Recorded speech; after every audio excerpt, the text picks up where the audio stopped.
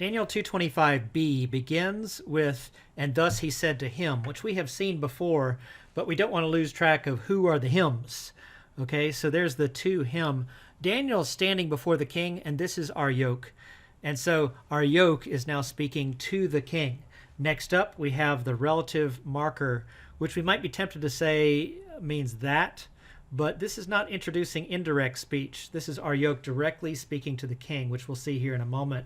This word has a hey prefix and this suffix for the shin, kaf, chet verbal root, and it means I found. Now we might ask, if this is a hafel, perfect first person common singular, where's the causative kind of idea? And it's not present because the only two stems that this verbal root shin, kaf, chet show up in are hafel and hitpael, where it looks like hafel is the active stem and hitpael is standing in for passive. So I found, or then the was found with the TG stem are possible. So I found, okay, found what? And here we have the word for man from the sons of the exiles.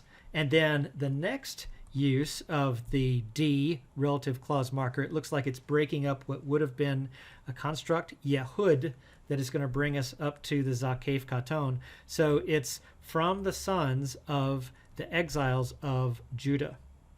So I found a man from among the exiles of Judah. And now we have another D that is actually performing that function that a relative clause marker should, right? And we have the interpretation where we have the determined state. To the king he will cause to know.